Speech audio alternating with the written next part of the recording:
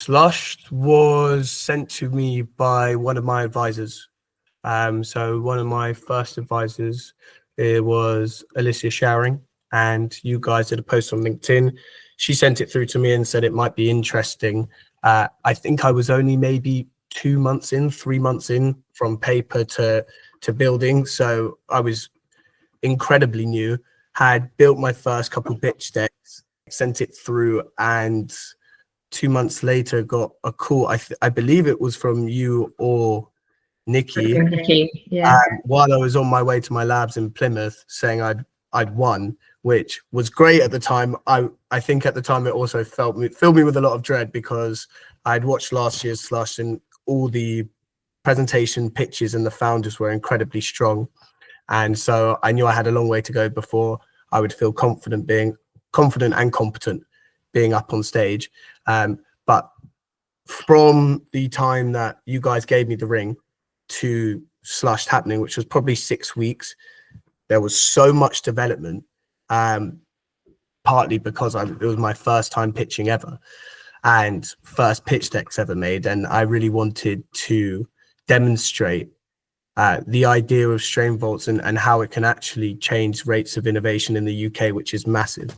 How did you prepare for it then? You're saying like you hadn't developed it much, you were building your pitch deck, but lots was changing at the time. Like, how did you prepare from submitting your pitch and being shortlisted for the final 10 to then actually pitching on the day? What did that look like for you? Yeah, I think first step was to realize I'm new and slightly naive to what makes pitch decks and presentations right. So I needed people who had been through it and done it. And I became a LinkedIn warrior for a while, and I sent my pitch deck and my presentation off to probably around 30, 40 people at least. Every single one of them came back with individual, unique, and also really great advice. What was really helpful to me was lots of the people I was sending it through to were not biologists, had never heard of biobanking before, and really made me understand that being able to articulate your idea to a group of people who have never seen this industry before was the key. So that helped me understand that building out a story rather than just explaining the science behind it was more applicable. And so it was all iterative improvements rather than just with myself combining as many other voices as I can.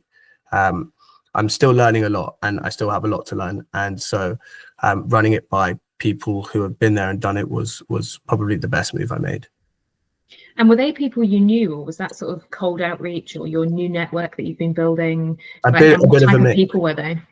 A bit of a mix. So I actually reached out to a lot of venture capital companies, okay. not to get investment, rather to just explain my situation. So I would go on their, contact us Teams board and just email each of them separately. You go into their LinkedIn, find out what they've done in the past, so you can send them somewhat of an individual personalized email. And I was really pleasantly surprised by how many of them were keen to help out.